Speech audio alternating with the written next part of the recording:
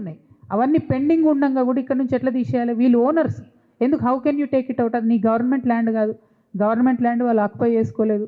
Bhoodan land certificate ఇచ్చింది. అక్కడ వాళ్ళు వాళ్ళ గుడిసనో ఇల్లో ఎవరికి చేతనైంది వాళ్ళు కట్టుకొని ఉన్నారు. అసలు దాన్ని ఎందుకు తీసేసిండ్రు? నోటీస్ ఎందుకు ఇవ్వలేదు? నేనేమంటున్నా బ్రదర్, బోగస్ ఉంటే కనుక్కోవాలి, అది ప్రభుత్వం పని. ఒక్కడు తప్పున్నాడని ఇప్పుడు ఇంతమంది ఉన్నాం, ఒక్కరు తప్పుందని అందరూ తీసేస్తారా? అట్లా కాదు కదా. బోగస్ ఎవరు ఉన్నారో వారు ఏరేండి. బోగస్ ఉన్న వాళ్ళకి ఎవరం కూడా మద్దతు ఇయ్యం కదా. బోగస్ ఉన్న వాళ్ళకు, అవినీతి ఉన్న వాళ్ళకి ఎవరం కూడా మద్దతు ఇయ్యం. కానీ నిజంగానే అక్కడ పట్టాలు ఉండి 58 జీవో కింద అప్లై చేసుకున్న వాళ్ళ ఇండ్లు ఎట్లా కూలగొడతారు మీరు? నోటీస్ ఎట్లా ఇయ్యారు? ఇవాళ పరీక్షలు నడుస్తున్నాయి బ్రదర్. ఇలా హైదరాబాద్లో మనందరం కంఫర్టబుల్గా ఉన్నాం. మన పిల్లలు 10వ తరగతి పిల్లలు ఇక్కడ కంఫర్టబుల్ ఉన్నప్పుడే ఇబ్బంది పడతారు పరీక్ష రాయడానికి. అక్కడ పిల్లలు హాల్ టికెట్లతో సహా నేలమట్టం చేసిండ్రండి. ఆ పిల్లలు పరీక్షలు ఎట్లా రాయాలి? ఇంటర్మీడియట్ పిల్లలు ఉన్నారు, డిగ్రీ పిల్లలు ఉన్నారు, 10th క్లాస్ పిల్లలు ఉన్నారు.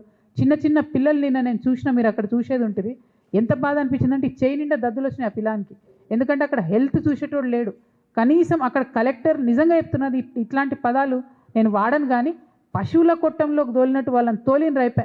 750 కుటుంబాలండి, మగోళ్ళంలోనే, ఆడోళ్ళంలోనే, పిల్లలంలోనే తిండి పెట్టేటోళ్ళు లేరు. కనీసం ప్రభుత్వం ఫుడ్ పెట్టట్లేదు తెలుసా. వాళ్ళు లంచ్కు దాతల మీద డిపెండ్ కావాలి, డిన్నర్కు దాతల మీద డిపెండ్ కావాలి.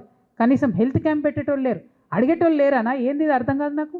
అసలు కలెక్టర్కి బాధ్యత ఉందా ఏమన్నా? నువ్వు పంపిన వాళ్ళకు నీ బాధ్యత కాదా? నీ ప్రజలు కాదా? ఏం చేస్తుంది ప్రభుత్వం? 3 మంత్రులను ఇచ్చిందండి. ఖమ్మము 3 మంత్రులు ఉన్నారు.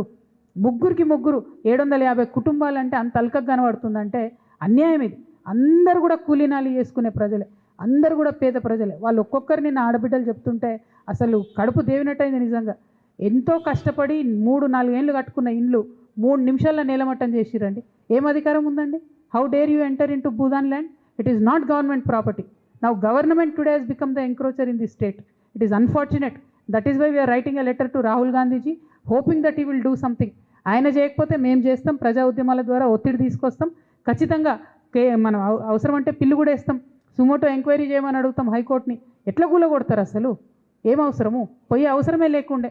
నీకు వేరే ప్రాజెక్ట్ ఉంటే, ప్రపోజల్ ఉంటే ముందు ఇచ్చేది ఉంటే డబుల్ బెడ్రూమ్లు. ఇప్పుడు ఇవ్వడమేంది? ఇప్పుడు మేము దీక్ష దిగినాక వాళ్ళందరూ రోడ్డు మీద పడ్డాక ఇప్పుడు ఇవ్వడమేంది డబుల్ బెడ్రూమ్లు? అన్యాయం కదా.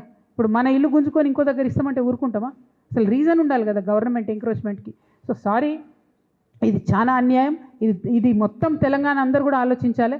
కేవలం అక్కడ ఖమ్మంలో జరుగుతున్నది కాదు, ఇక్కడ హైదరాబాద్ విషయంలో అదే జరుగుతున్నది.